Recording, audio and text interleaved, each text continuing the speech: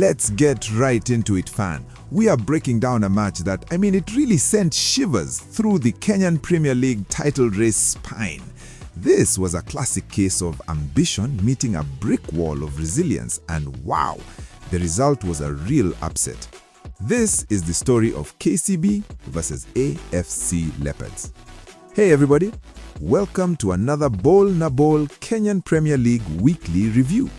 So glad you're here because today we are unpacking a game that was just loaded with high stakes, high drama, and a result that, well, it could end up defining the entire season.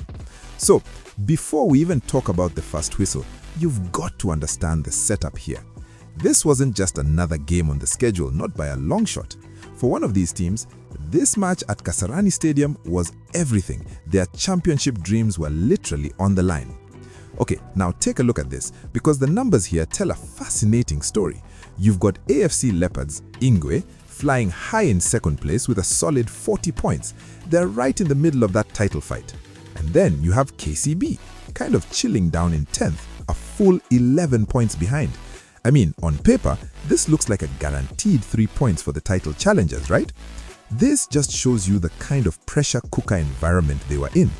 Leopards were chasing the league leaders, their biggest rivals, Gor Mahia. In a race this close, you just can't afford to drop points. You can't, especially not to a team sitting in the bottom half of the table.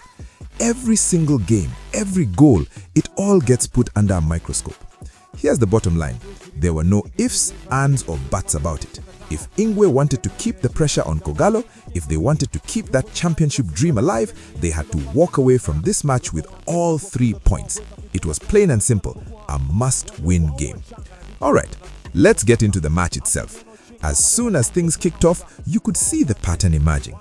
It quickly became this story of Leopards' attack just crashing again and again against this solid, unmoving wall. For pretty much the entire first hour, Ingwe had all the ball, which you'd expect, right? They were on a 6-match unbeaten streak. But K.C.B, they had a plan. They weren't just parking the bus, they were organized, disciplined, and tactically sharp. They set up in this tight, compact shape, leaving absolutely no room for the Leopards' playmakers to breathe.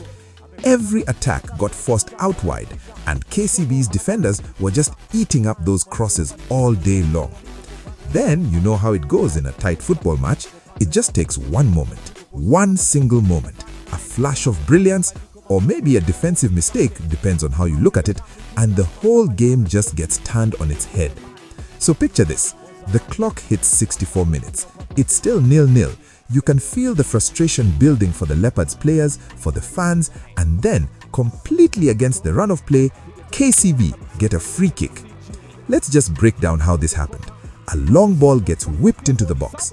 Now, the Leopards' defense, they've been pretty comfortable all game, but for just a split second, they hesitate. They don't clear the ball cleanly, and that is all the invitation David Sakwa needed.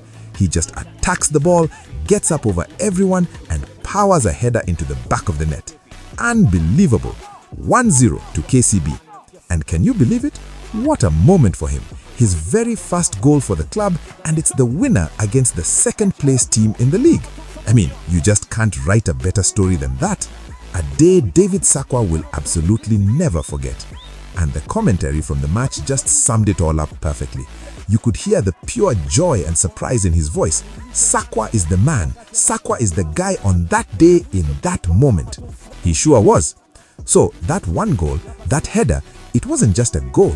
It was like an earthquake that sent tremors right through the entire league table. Let's take a look at the consequences of that one moment in the 64th minute. And that's exactly how it finished. Leopards threw everything they had at them for the last 20 minutes, but that K.C.B defense, they just would not break.